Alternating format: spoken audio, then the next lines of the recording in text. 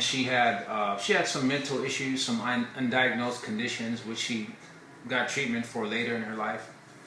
But during that time, she was unstable mentally, so my dad got custody of me from her, and I moved in with him. This was around 1979. I was about 4 or 5 years old.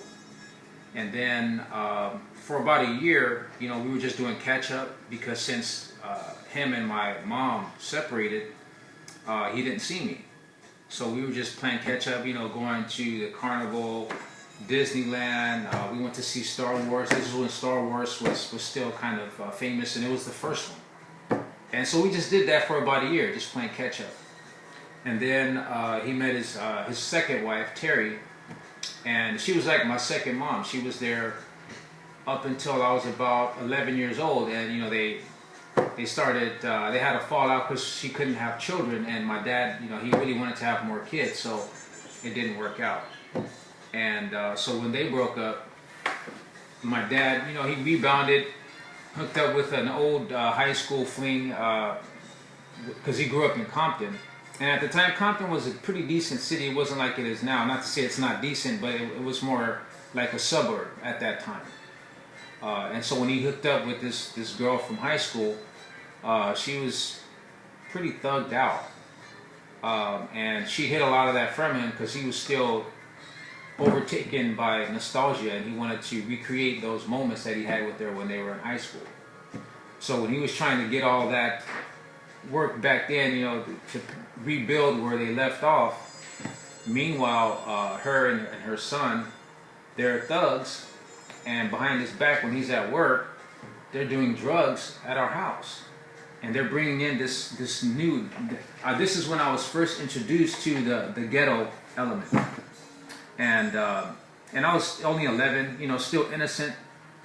At the time, my dad was a Jehovah's Witness, and my mom was a Jehovah's Witness, so I was brought up in that environment. Very closely knit, very sheltered. And so then all of a sudden, out of nowhere, boom, I'm hit with this ghetto environment. And it shocked me a little bit. And I didn't know how to respond, so I was always finding myself in a situation where I was the victim. And I didn't have enough strength to push off people who were trying to overtake my will, if you will. And so from 11 to about 13, I was stuck in that environment. And there were times where I would run away, stay with one of my friends down the street. In Long Beach at this time, this is where I grew up. It was very diverse. And I grew up in a suburb of Long Beach, so it wasn't really a very violent area. And so I had different friends. I had Asian friends, white friends, friends from different backgrounds. And I would go hang out with them on the holidays, because my dad was Jehovah's Witness. They didn't celebrate holidays, so I would run away for Christmas to go hang out with them, and they took me and embraced me. And eventually I just got tired of running away and being a victim. So I started hanging out with more rougher kids, and I started slowly but surely taking on their ways. And by the time I was 14, I was a full-fledged gang member, and I no longer had to run away from home. I would go back and stand up to the evil stepmom and her son, who he was about 16. He used to sell dope. He used to go sell dope in Compton, and then come sleep at our house and throw my stuff out of the room and treat me like garbage. But by this time, I was a gang member now, and I had strength. I had backup. And so when I would try to confront him, he would leave, or after a while, he wouldn't come back anymore. And I remember his sisters, who lived there as well, I remember telling them, if I see your brother again, I'm going to kill his ass. And I guess he took it as seriously because he never came back again. And he used to punk me. I remember when I was, I think I was 11 going on 12, and I was listening to his radio, because he had a really big radio. And I think I was listening to some jazz, because my dad introduced me to jazz. He had a lot of good jazz albums. And I had a good jazz tape that I made.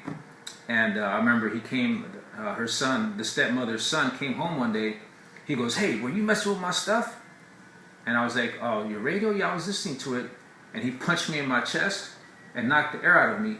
And he says, "Don't be messing with my stuff." And then he left. And I remember I was grasping for air and I couldn't breathe. And I remember thinking, what did I do that was so wrong? He has the radio. It's in my bedroom. If he doesn't want me to touch it, then why is it even in here? So I was really confused, and I didn't know how to interact with this person and people who behaved like that. So then when I started hanging around other thugs and people from that environment, I started to get more of an understanding of how he, or why he treated me the way he did, and why my evil stepmom treated me the way she did. And as I grew in that mentality, I remember saying to myself, never again will I be a victim. Never again will I get victimized by someone. Never again will I be overpowered. And this is what fueled that mentality to become a gang member at the time. So then I became the one where if they try to oppress me, or if someone tries to oppress my friends, I will come down and rain down the hammer of justice over them. And so during that tenure of my life, that was pretty much what I was about. For example, if you were one of my close friends and maybe someone bullied you, or you were jumped, and you would come to my house and say, "Hey, you know, these guys from this group, or they jumped me, or I was with my girlfriend minding my business and they came and beat me up." And then I would get really angry because it would touch a soft spot within. And I would remember when I was bullied by my evil stepmom and her gangster son. And every time a friend or associate of mine had that experience, that's what I would experience myself in my mind. And then I would get up, "Where is it? Where are they at?" And then I would go and just unleash my wrath on them. And I would have a sense of gratification because I would get a sense of closure, feeling that now I got back to my evil stepmom. I got back at my evil ghetto half stepbrother. Because I never was able to really get back at them. Because by the time I became a gangster, by the time I was into my own, they were already out of the picture. So I didn't get to really unleash the new me on my old oppressors. So I took it out on all the other people who would try to bully my friends. And so that's who I was from 14 until about 21.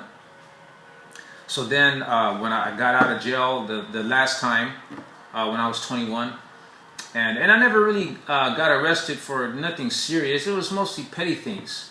Grand theft auto here, joyriding there. But the reason why I ended up doing so much time was the parole violations. So the way a parole violation works is, let's say you and me are somewhere hanging out, and because we're loitering on the street late at night, the police might roll up to us, tell us to get on the wall, you know, because we look suspicious. And if you have a gun, I can go to jail for a year for a parole violation.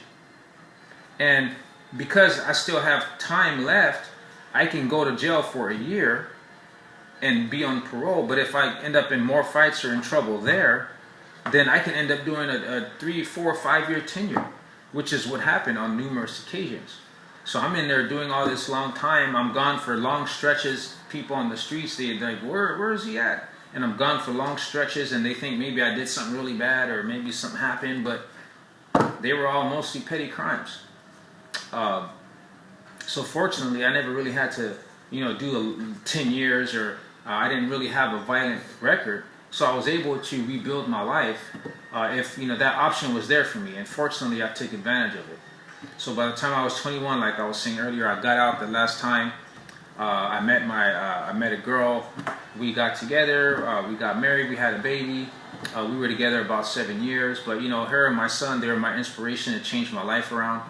So at that time, I got heavily involved into boxing and martial arts. And that kept me grounded for a while. I also started going to church. I was heavily involved in the Bible. And so then we were together, and you know, it just didn't work. You know, she was young, I was young, and not really experienced with relationships, having, you know, gone in and out of jail my, you know, junior high school days, which is the time that most people have to develop skill, for lack of a better term, to deal with, you know, relationship issues. I didn't have that. So, you know, that was my first major relationship. So obviously, you know, I'm going to make mistakes. She was young, she made mistakes. But we've both moved on. I'm in my second marriage now, and things are going good. And you know, I went to a few trade schools. I learned some, admin skills. I learned finance. I learned sales, and so now I have my own business, and that's how things are going for me now. And one of the key things that I can leave with you, that you can take away from this, and maybe if it can help you or anyone else, is set goals for yourself. You want to have a sense of spirituality.